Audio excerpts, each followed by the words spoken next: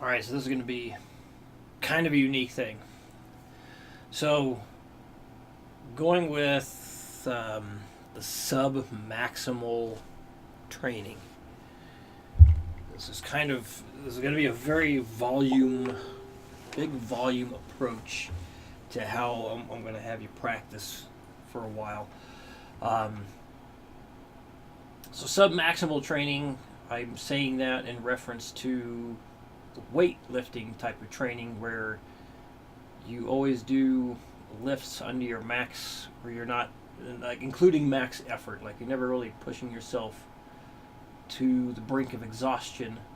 But you're going to do the same thing with guitar.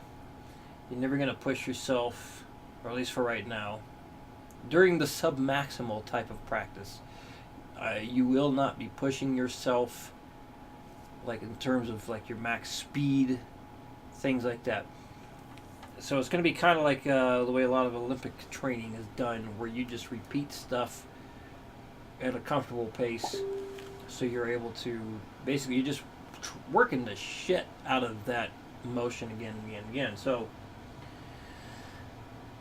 155 is the speed you got to where it definitely seemed kind of shaky. So I was thinking having you work on doing 140 beats a minute, but now I'm thinking maybe it'd be best if you did 120, and this is what I want you to do. Probably should have brought this up. Well, I think I remember what the heck it is. All right, so the exercise, the all downstroke one, making sure you don't palm mute. So remember, if you did an upward slant and you had this part of your hand on the body of the guitar, you wouldn't have to worry about the palm mute getting in the way.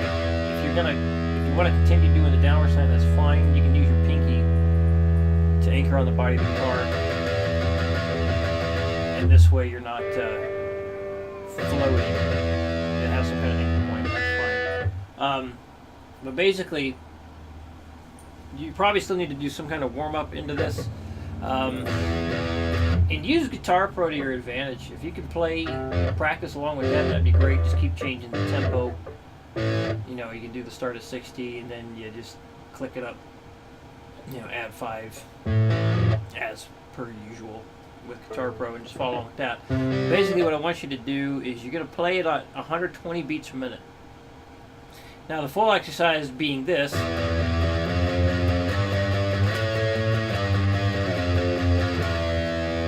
What I want you to do is, instead of hitting that last note, you're going to repeat it. And you're going to repeat it. Now, I know I said that you're not going to push yourself to exhaustion, but that's in terms of speed. I want you to push yourself in terms of endurance. So, I'm going to put it on, I'll click on 120 real quick. Whoops.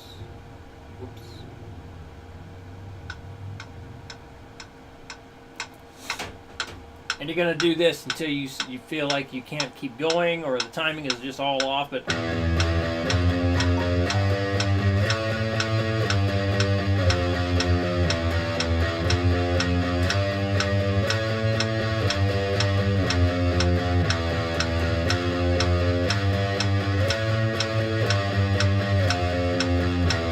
do that. Basically, you're going to play.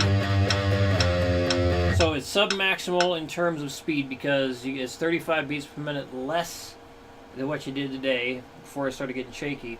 So if you practice the hell out of something at a pace that you are comfortable with, but it's like it's close to where you start to get kind of off, or where you start to push yourself, but you repeat the hell out of it, you should notice some pretty good gains in terms of speed once you go back to the regular type of practice.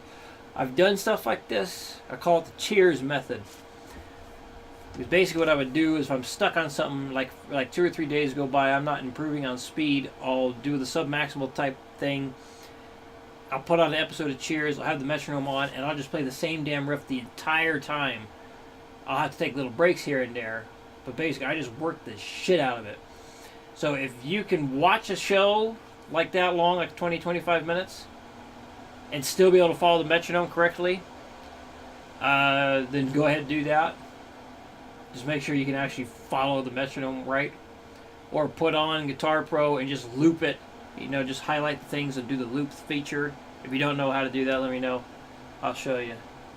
But yeah, do that, and we'll see what happens from now till Friday, and then Friday we'll have you doing the upstroke version. So just do the downstroke one for right now, because that's all we had time to test today.